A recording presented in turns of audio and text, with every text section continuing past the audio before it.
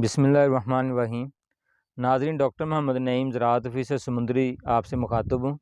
इस वक्त हम अयूब साहब के साथ मौजूद हैं। इनका ताल्लुक़ चक 136 गाफ़ तहसील समुंदरी से है। तो ये एक तरक्की पसंद काश्तकार हैं।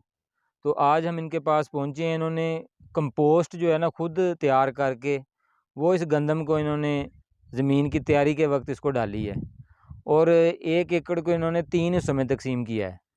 और इसको तजर्बाती तौर पर चेक करने के लिए कि जहाँ पर कंपोस्ट डाली है उसकी क्या सूरत हाल है और जहाँ पर सिर्फ कीमियाई खादें डाली हैं उसकी क्या सूरत हाल है। तो ये मैंने गंदम इसका बड़ा जायज़ा लिया है। जहाँ पर कंपोस्ट डाली हुई है वहाँ पर गंदम की रंगत, उसके अलावा उसका जो साइज़ है, सिटे का साइज़ है, वो ज़्यादा बेहतर है। तो इसमें इन्होंने तकरीबन पौनी ट्राली जो है ना वो कंपोस्ट की बजाई के वक्त इन्होंने ज़मीन में डाली थी। उसके बाद 1 बैग डीएपी का और 1 बैग यूरिया का ये पहले पानी पे इन्होंने इसको छटा करके पानी लगाया है। तो उसके बाद दूसरे पानी पे 1 बैग जो कैन गवारा का है वो इन्होंने छटा करके पानी लगाया और जो जहाँ पर कंपोस्ट डाली हुई थी वहाँ पर उन्होंने खाद कम डाली है और गवारा खाद जो बाकी हिस्सा था जहाँ पर कंपोस्ट नहीं डाली वहाँ पर इन्होंने ज़्यादा मकदार में ज़्यादा उधर डाली है और जहाँ पर कंपोस्ट डाली थी वहाँ पर थोड़ी मकदार में जो गवारा खाद है उसका छट्टा दे के पानी लगाया है। तो गंदम में वाज़ेह जो फ़र्क है वो मौजूद है। तो ये मैं अभी आप देख भी सकते हैं कि गंदम की क्या सूरत हाल है और जहाँ पर कंपोस्ट नहीं डाली हुई उसकी क्या सूरत हाल है। तो हम अयूब साहब से गुजारिश करते हैं कि वो ज़मींदारों को ये बताएं कि कंपोस्ट जो तैयार की थी वो किस तरीके से इन्होंने तैयार की थी।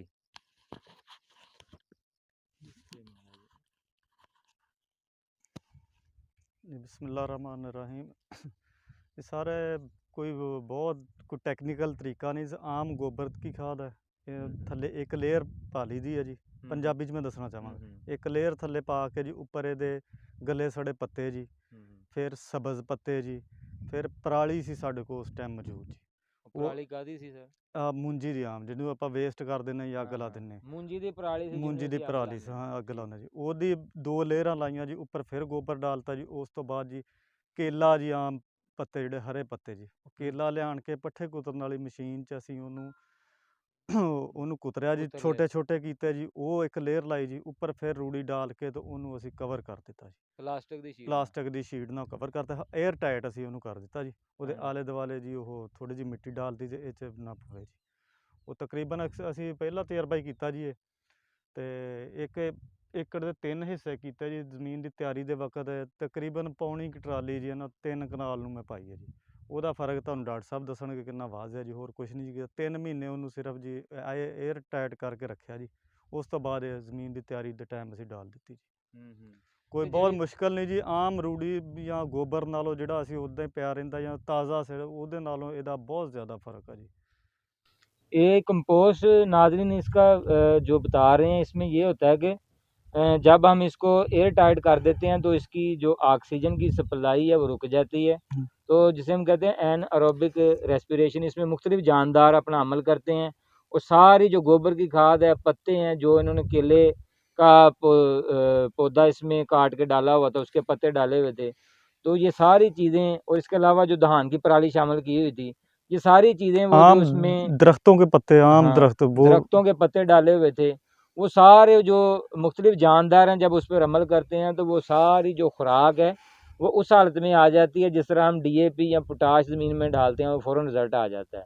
और इस कंपोस्ट का सबसे जो अच्छी अलामत ये है या सबसे जो वाज़ेह अलामत ये है कि इसमें स्मेल नहीं रहती। जिस तरह अगर गोबर आप ताज़ा डालें तो उसकी स्मेल बहुत ज़्यादा होती है, तो कंपोस्ट की अलामत ये है कि उसकी बू नहीं होती, बदबू नहीं होती, ठीक है ना। तो उसमें सारी जो ग़िज़ाइयत है वो उस शक्ल में आ जाती है जिस शक्ल में पौधे को चाहिए होती है। और नीचे इन्होंने शापर नीचे भी बिछाया हुआ था जी जी, ताकि वो जो उसमें कोई भी चीज़ जो है ना वो नीचे ज़ाया ना हो, तो नीचे भी शापर बिछा दिया।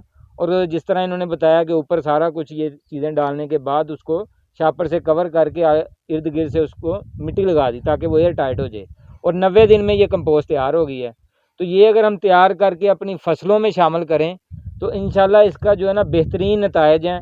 आप आपकी खाद के खर्चे कम हो जाएंगे और आपकी पैदावार में हैरानकुन इजाफा होगा।